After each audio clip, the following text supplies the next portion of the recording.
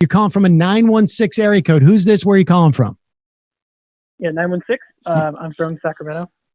And what's your name? Oh, my name is Steve Verdugo. Well, you didn't have to give me your last name, Steve. Steve Blank. What's on your mind, Steve? Yeah, probably a bad idea. Yeah, not a great idea. Yeah. Yeah. So, Steve, anyway, what's go ahead. No, you. That's why you called in for a reason, Steve. I'm curious as to what it is. Yeah. So I actually called in because I kind of wanted to talk to you about your views on GMOs. Okay. Interesting timing. I don't know if you still feel the same way about them, because the videos that I looked up online were like 4 or like 6 years old.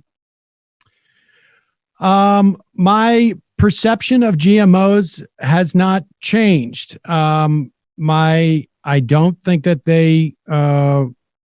that GMOs in and of themselves present any type of health risk. I think that it is, there is at least a theoretical argument that they can be very helpful.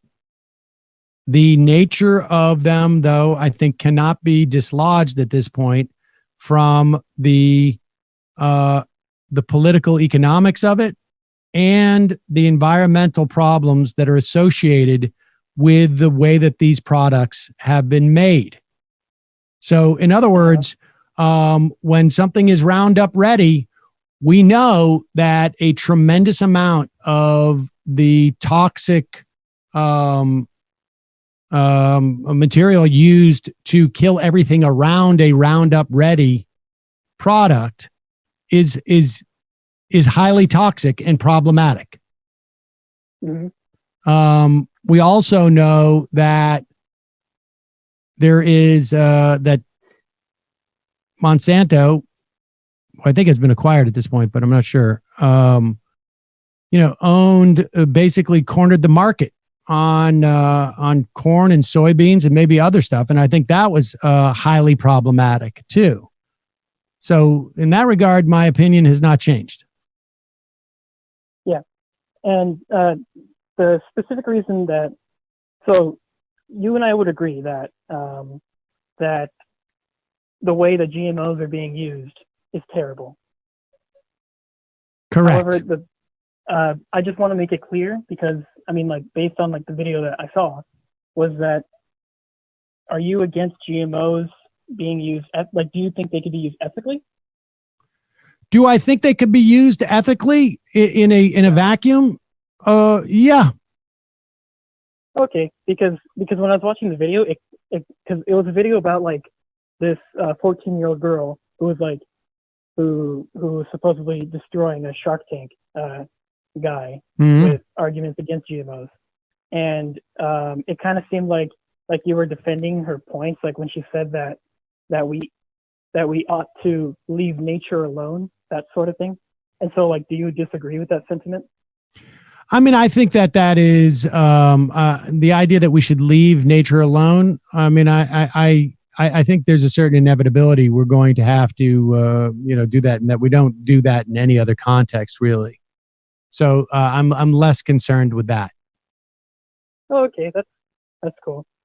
Great. Because so you're not coming.